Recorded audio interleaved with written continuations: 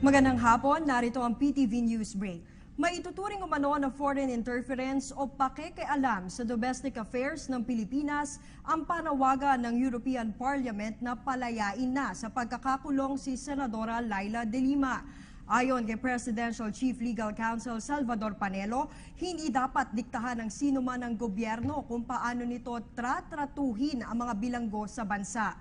Si De Lima, na kilalang kritiko ni Pangulong Duterte, ay nakulong dahil sa kasong kriminal matapos masangkot sa usapin ng transaksyon ng droga sa New Bilibid prisons. Tiniyak naman ng palasyo na walang bahid politika ang naging hatol sa kanya. Magbabalik ang PTV News Break mamayang alas 4:30 ng hapon. Ako po si Ria Fernandez. Magandang hapon. Umalma rin ang ilang mambabatas sa hirit ng European Parliament na agad palayain si Senadora Leila de Lima. Ayon kay Senate President Coco Pimentel, walang karapatan ng European Parliament na pangunahan ang Pilipinas at makialam sa mga panloob na usapin ng bansa. Ani Pimentel, bagamat may karapatan ang Parliament na magpahayag ng kanilang mga sentimiento sa iba't ibang usapin, hindi pa rin ito dapat nanghihimasok sa mga isyong kinahaharap ng isang bansa. Git naman ni Senate Majority Leader Tito Soto, ang naturang pahayag ng Parliament ay maliwanag na pagpapakita ng anyay kayabangan sa kapangyarihan. Ani Soto, dapat maintindihan ng European Parliament na isang demokratikong bansa ang Pilipinas na pinapatakbo ng mga batas. Nanawagan naman si Soto sa DFA na maghain sa European Union ng note verbal of protest na magpapaliwanag ng buo hinggil sa mga kasong kinahaharap ni De Lima. House Speaker Pantelon Alvarez believes Vice President Robredo is involved in the filing of an impeachment complaint against President Rodrigo Duterte. In a television interview, Alvarez accused Robredo of having a hand in the first impeachment move against the president. Alvarez explained that the filing of the impeachment complaint came on the heels of a video message Robredo sent to the United Nations Commission on Narcotic Drugs, where she criticized the conduct of the administration's drug war. Alvarez also said Robredo is likely worried about the results of the recount of the ballots cast for vice president in the last elections, which might reveal she is not the real winner. Robredo is facing an election protest lodged by her rival, former Senator Bongbong Marcos, before the Presidential Electoral Tribunal, which recently decided to proceed with a hearing of the case. Meanwhile, the Robredo camp says the vice president has no hand in the impeachment complaint filed in Congress against President Rodrigo Duterte. Robredo spokesperson Georgina Hernandez made this denial, citing Magdalo Party List Solon Gary Alejano's statement that the decision to file the complaint was from their group alone. In a television interview, Alejano said Robredo was not aware that an impeachment case would be filed against the president. He also said that Senator Antonio Trillanes was involved in the planning of the complaint. Muli kaming inyong mga lingkod na mag-aatid sa inyo ng mga totoong kwento ng pag-asa at aksyon dahil sa inyong pagtitiwala sa ating pamahalaan. At dito sa linya ng pagbabago, mapapanood ninyo kung paano inilapit ng ating mga kababayan ang kanilang mga suliranin at hiling sa Presidential Complaint Center o PCC at sa hotline 8888. Gaya nitong unang kwento natin, isang kababayan natin mula sa US ang umuwi ng ating bansa at aksidenteng nabagsakan ng bagahe sa loob ng eroplano. Nagkasakit siya at naghain ng kaso.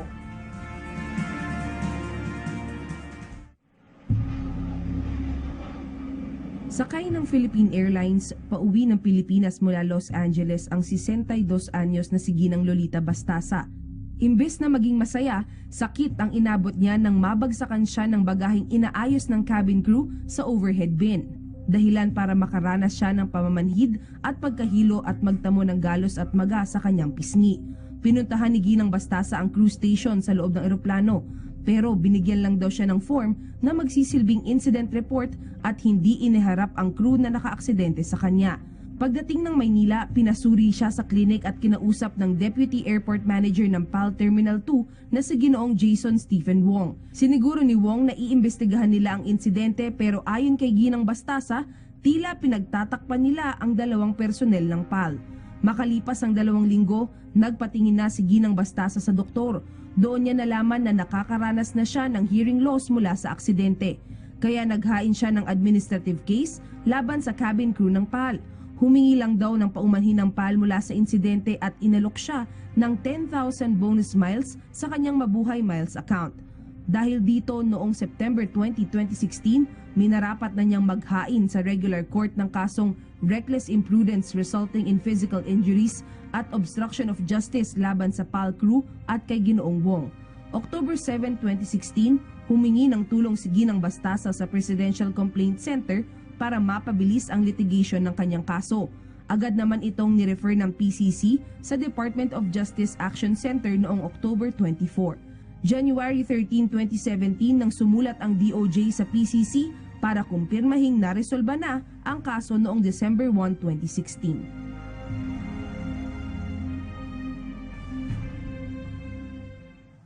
Buti na lang kahit nasa malayo na si Ginang Bastasa, imagine nasa Zamboanga City na siya. Talagang kinagapan niyang mag-follow up sa kasong isinampan niya sa mga kawani ng Philippine Airlines. Kaya maraming salamat sa DOJ Action Center at tinugunan ninyo ang reklamo ng ating kababayan. Ito namang isang kwento ay may kinalaman sa pagre-release ng pasaporte ng isang estudyante na lumahok sa isang Invention Expo sa Taiwan. Alamin natin ang buong kwento.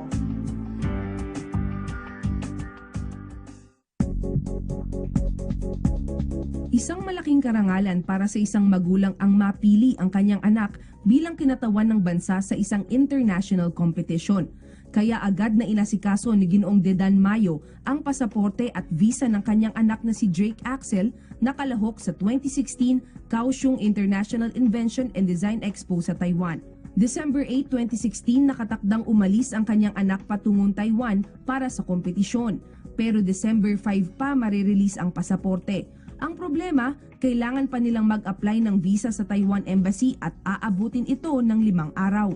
Kaya naman noong November 24, 2016, lumapit na si Ginoong Dedan sa Presidential Complaint Center sa pag-asang mapapabilis ang pagproseso ng pasaporte ng kanyang anak. November 28 ay finorward na ng PCC ang hiling ni Ginoong Dedan sa Passport Division ng Department of Foreign Affairs. Batay sa email ng DFA, nai-release ang passport ni Drake Axel at nakalahok siya sa naturang kompetisyon.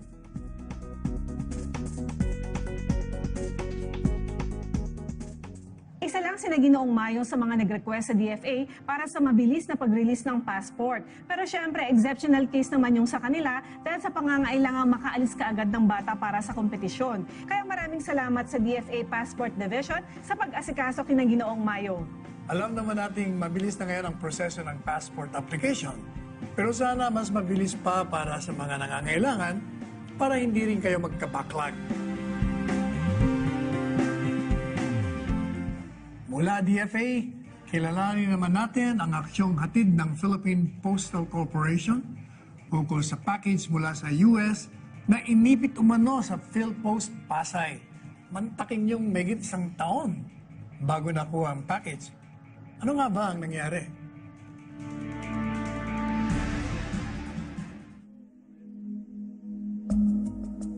Halos 2 taon ang hinintay ng nanay ni Ginang Marife Godito para makuha ang iPhone na regalo nila ng kanyang mister.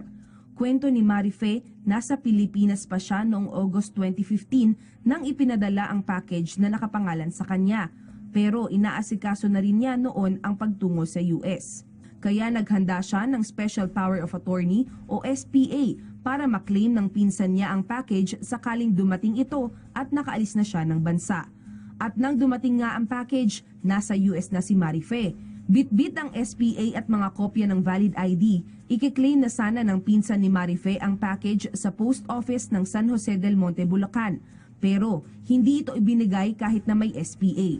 Sinabi rin daw ng taga-post office na ibabalik sa US ang package, pero lumipas na ang taon, wala pa rin ito. Napag-alaman na lang nila na dinala sa PhilPost sa Pasay ang package. December 8, 2016, nagpunta na ang nanay ni Marife sa PhilPost sa Pasay.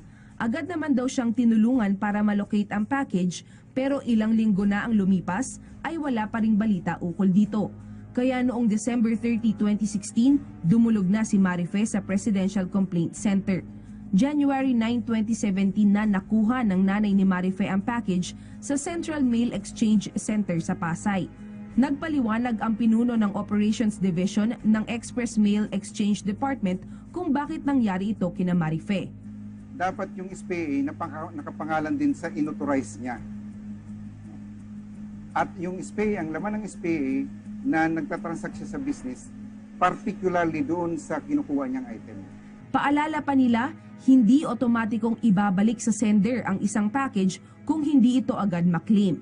As a policy na ang isang mail item, pag hindi siya kinuha ng 30 working days, ay dapat maibalik siya sa Office of Exchange kung saan man siya nanggaling. Pinaiimbestigahan na ng PhilPost ang kaso ni Marife. Sakaling mapag-alaman na may maling ginawa ang mga taga-post office ng San Jose del Monte, Bulacan, mahaharap ang mga ito sa mga kaukulang parusa. Tiniyak naman ng Support Services Division na agad nilang tinutugunan ang mga reklamong inilalapit sa kanila ng PCC. Pwede po silang tumawag po anytime from 8 to 5 para po kahit wala pa po yung kanilang item ay para mabigyan po kagad namin sila ng informasyon kung iyan po ay naipadala na, kung dumating man o ano man po ang status ng kanilang items.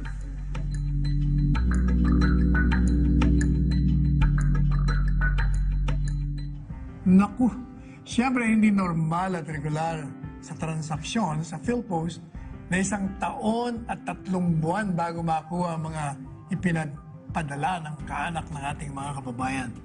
Sana naman hindi na umabot sa Presidential Complaint Center o Hotline 8888 para kumilos ng tama mga kawani ng bawat ahensya ng pamahalaan. Hindi po magugustuhan niya ng ating Pangulo. Tama. Gayunpaman, nagpapasalamat po tayo sa PhilPost at inaksyonan nila ang reklamo ng ating kababayan mula Amerika. Buti na lang at hindi nawala ang package.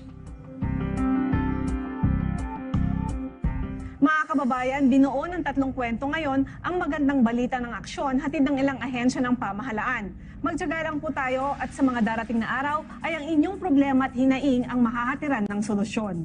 Ako po si Weng Hidalgo. At ako naman po si Secretary Salvador Panelo na nag-iwan ng garantiya sa inyo na ang mga inilalapit ninyong reklamo at hiling sa Presidential Complaint Center at Hotline 8888 ay sagot ng pamahalang Duterte dahil dito sa linya ng pagbabago, parating may kakampi kayo. Okay, ganito lang po yan. Pag wala po tayong ginagawang kalokohan, katarantaduhan, hindi tayo corrupt, hindi tayo protector ng droga, hindi tayo addict, hindi tayo mga drug lord. Ang sarap mamuhay ngayon sa Pilipinas, ha? Oh, safe na safe ka, ligtas. Yan ang gusto natin, Pilipinas, ligtas, hindi paurong, pasulong. Pero nangyari po ngayon, parang nanggugulo yung iba, mga kaibigan. Ito, impeachment. Dapat sufficient, informed, and in substance, questionable po yun, ha? Burden of proof. Nasa isang taong nag-aakusa. Halimbawa, sa isang Representative Gary Alejano, magpalabas ka ng ebidensya. Yung ebidensyang hindi po prutas ng nakalalasong puno. Mahirap po yun. Dapat mag-i-stand po yan. Sufficient, informed, and in substance, dapat naayon po yan sa batas. Ibig sabihin yan, in fact and in law. Pag-question po yan, ay hindi uusad yan. Not considering the fact, super majority ngayon ng Kongreso. Hindi na po question yun. Pero ang dapat nating tutukan dito, mga kaibigan, isa ako sa mga sumusuporta laban sa illegal na droga. Sino ba naman ang ayaw mawala ang drugs? Sino ba naman ang ayaw mawala ang shabu? Kahit hindi pa Pangulo, kahit na pagkatapos ng termino ng Pangulong Duterte, ang inaasam-asam ko, sana'y tuloy-tuloy itong ginagawang political will laban sa illegal na droga. Kung sino mang uupo dyan pagkatapos sa Pangulong Duterte, suportado po ninyo ako. Lalo na sa kampanya laban sa illegal na droga. Ito, 8,000 extrajudicial killings ko, no? Klaro natin, sinabi ng Pangulo na Malacanang, hindi po kinukondon ng gobyerno ito pong extrajudicial killings. Malinaw po yun. Sinabi ng Pangulo, okay, mga pulis, lumabas kayo. Arestuhin ninyo ang mga drug lords. Arestuhin ninyo ang mga may mga standing warrant of arrest. Pag lumaban, pag nakipagbaril, alangan naman unahan kang barilin. Di barilin mo. Yan ang nangyari. Ngayon, ang iba dyan, mga sindikato na mismo nagpapatayan. Kaya nga mayroon tayong death under investigation. Sila nagpapatayan. Kahapon, may nahuli po dyan sa Tagaytay Street. Yan po sa Maynila. nahuli, hindi po napatay. Ang dami pong nahuhuli, ang dami pong sumusuko, ang dami pong nire-rehab ngayon, mga kaibigan. Yung mga namamatay, yung mga lumalaban sa police legit operation. Yung iba dyan, lumulutang sa Pasig, sila nagpapatayan. Masyadong exage naman itong 8,000, oo. Ghost employees ng Davao, rehash, matagal na, mga kaibigan. Bakit hindi final dati? Hindi uusad yan, sabi nga nila, no? Kasi nga, numbers game, titingnan, sufficient informant in substance, culpable violation, yung sinasabing Benham Rice, bakit? Pumirma ba ng treaty yung Pangulo? Wala namang treaty pinirmahan nagsalita. Pero in fact nga sinabi ng Pangulo, magpapadala tayo ng barko dyan. Pangalagaan natin yan ang ating Benham Rice, mga kaibigan. Usad Pilipinas, patuloy sa pag-unlad Pilipinas, ligtas na Pilipinas, yan po ang akin pong dasal. Ampo ginako na hantod sa hangtod, hantod matigwang na ko nining kalibutan ng mga igsoon. Giniit ni Presidential Spokesperson Ernesto Abella na pinoproteksyonan ni Pangulong Rodrigo Duterte ang Benham Rice. May report si Ria Fernandez. Pinawi ng Malacanang ang pagkabahala ng publiko sa napabalitang presensya ng Chinese research ship sa Benham Rice kamakailan. The President was still very, very careful that we were protecting our sovereign rights over the extended continent. Benham, yes. Ayon pa kay Presidential Spokesperson Ernesto Abella, walang kalituhan o miscommunication sa pagitan ni Pangulong Rodrigo Duterte at Defense Secretary Delfin Lorenzana matapos lumabas sa ilang pahayagan na tila ikinagulat ng kalihim ang pagkakaroon ng barko ng Chino sa Benham Rice, habang sinabi naman ng Pangulo na alam niya ang tungkol dito. He raised it as an issue not because he was surprised about it, but he was simply stressing a particular point. Maging si Acting Foreign Affairs Secretary Enrique Manalo, sinabing klaro ang utos sa kanila ng Pangulo na protektahan ang rehiyon. The President was quite clear when he told us that we need to increase patrols in Benham Rice. Bilang pinuno ng DFA, tiniyak ni Manalo na patuloy na igigiit ng Pilipinas ang karapatan nito sa Benham Rice, Scarborough Shoal at iba pang teritoryo alinsunod sa international law. Samantala, itinutulak naman ngayon sa Senado ang pagbuo ng Benham Rice Development Authority. It will have multiple objectives. Number one, it will explore the potentials of Benham Rice in terms of energy and biodiversity. Number two, it will protect Benham Rice. We need to protect that area. No? Nakita namin yung video na pinakita ng Oceana NGO na napaka, buhay na buhay, no? At daming rich in wildlife in that area. Number three also is to assert our sovereignty in that area. I think if we explore and we protect that area, we're also asserting our sovereign right as a nation in that area. Para sa PTV News, Ria Fernandez. Ibinasura ng Malacanang ang inihaing impeachment complaint ni Magdalo Party List Representative Gary Alejano laban kay Pangulong Rodrigo Duterte. Binigyan diin ni Presidential Spokesperson Ernesto Abella na hindi state-sponsored daw umano'y extrajudicial killing sa bansa. Naniniwala naman si Chief Presidential Legal Counsel Salvador Panelo na black propaganda lamang ito laban sa Administrasyong Duterte. Mula sa Palasyo ng Malacanang, may report ang aming kasamang si Rocky Ignacio. Malacanang sa reklamong impeachment sa Kongreso laban kay Pangulong Rodrigo Duterte. Ito ang kauna-unahang impeachment complaint na inihain ni Magdalo Party List Representative Gary Alejano. Kabilang sa binigyan diin sa reklamo ang umano'y paglabag sa konstitusyon, korupsyon at pagtaas ng krimen. And foremost, no treason, betrayal of trust, bribery, graft, and corruption, high crime and culpable violation of the Constitution has been committed. We reiterate that the so-called extrajudicial are not state-sponsored, and the President has made sure that he will not turn a blind eye to all uniformed personnel who violate and abuse their power. Itinuring naman ni Presidential Chief Legal Counsel Salvador Panelo na black propaganda at walang basihan na naturang reklamo. Tiwala rin ito na hindi uusad ang kasong impeachment sa Pangulo. The impeachment complaint is utterly baseless. There being no basis in fact nor in law. It's intended as a black propaganda against the president in regard to his integrity. Talaga namang walang base-base yung demanda. Bagamat handa ang Pangulo na harapin ang reklamo, naniniwala ang palasyo na bahagi pa rin ito ng malawakang destabilization plot laban sa liderato. No one is truly above the law, not even the president, but the administration upholds due process and is ready for the consequences of his actions that takes consideration above all the interests of the Filipino people. However, having said that, it does seem like part of a larger scheme of things. Nauna nang ibinunyag ni Pangulong Duterte ang destabilization plan laban sa kanyang pamunuan. Hindi naman cause of concern na natataranta ang mga tao. Nakikita lang, napapansin. Naniniwala ang Administrasyong Duterte na latak na umano ang mga impormasyong ginagamit laban sa Pangulo. They're trying to make, at this stage it looks like they're scraping the bottom of the barrel, Pagtiyak pa ng palasyo, irirespeto ng Pangulo ang pagiging independent ng Kongreso kasama na ang kanyang mga akalyado. The President always allows his allies, so-called, to act independently of him. He has never manipulated in that sense, the way political intrigues are usually sown. No. He is an extremely democratic. Whatever the noise is about the way he makes his choice, he acts, he's always respected the independence of his so-called colleagues. Hindi naman direct na tinukoy ng palasyo kung ang video message ni Vice President Leni Robredo sa annual meeting ng Commission on Narcotic Drugs ay bahagi ng planong pagpapatalsik sa Administrasyong Duterte. Ang mahalagaan niya nakatuon ng Pangulo sa pagpapabuti ng Estado ng Pilipinas. Para sa PTV News, Rocky Ignacio. Nagkagisa ng mga nagagandahang kababaihan sa isang beauty pageant dyan sa lungsod ng Davao. Ito'y bilang bahagi pa rin po ng pagdiriwang ng Araw ng Davao. Kilala natin sino po ang nakasungkit ng titulong Mutya ng Davao sa ulat ni Joy Gumatay.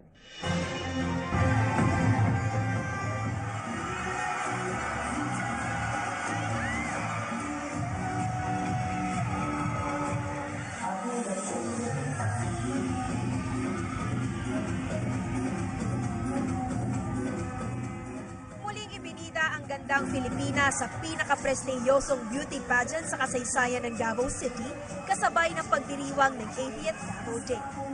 Sa daang-daang nangarap na makipaglaban sa corona at titulong Mutya ng Davao 2017, 29 na kababaihan lamang ang nabigyan ng pagkakataong makibahagi sa pasiklaban ng kagandahan at katalinuhan ng dugong Davaoenyo. This is where we choose our ambassadors of goodwill. So every time we have visitors here in Davao, they're the ones who meet them. And then there are also times that we ask the mga mutya to be able to go around with our visitors and show them what's good and nice here in Davao. Isa sa naging epektibong ambassador of goodwill ng lungsod sa local at international settings ay si Molly Chodoro, pinarangalang Mutya ng Davao 2016. Kwento ni Molly, hindi naging madali ang responsibilidad pero naging sulit ang lahat ng kanyang paghihirap sa kaibang karanasang dulot ng pagkapanalo ng naturang titulo.